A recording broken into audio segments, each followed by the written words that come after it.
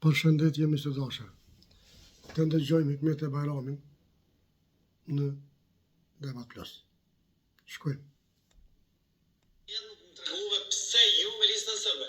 Dhe nëse sot më thu mu që zboj me listën sërbe, a më siguron mu që pa listën sërbe keme zgjedh presidentin nëse... Jo, a do me tregu diçka, kështu sinqerisht, unë bashkë hiç problem nuk e kam listën serbe. Unë personalisht sy Hikmete, hiç problem se kam, sepse listën serbe, se cila qeveri e ka pjesë përbërëse të saj bazu në Kushtetutën e Republikës së Kosovës. Kushtetutën e Republikës së Kosovës nuk shkruan lista serbe.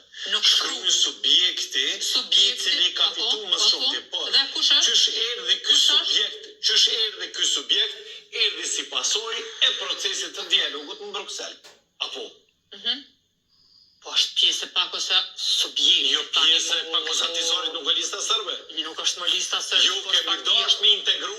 Kemi dashur me integru serb.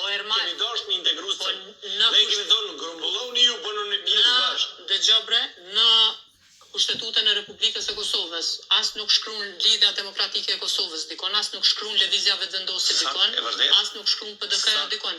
Po shkruan partia që e ka shumicën, për shembull, e ka të drejtën me e formu qeverinë apo jo. A shkruan lista serbe, nuk shkruan e as nuk shkruan që nën kryetari i saj mundet me kry akte terroriste në një vend ku e përfaqëson. More, nuk jam unë nuk jam pro terroristave, pyeti Jo, ata po, qysho. që i Boj kanë sa të mbrojsh, bashkëpunon. Nuk e kam problem. Kur më thatë ju nuk e kam problem, unë thash që problemi vetëm me listën serbe është ish nën kryetari që ka bo akt agresioni dhe akt terrorist ndaj.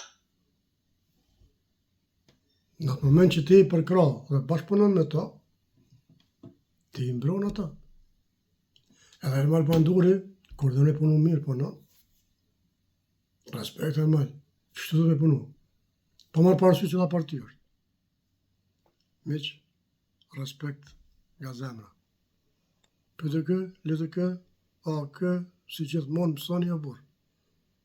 Mësoni për i seneve të këqia që i keni bo, edhe i bëni mirë.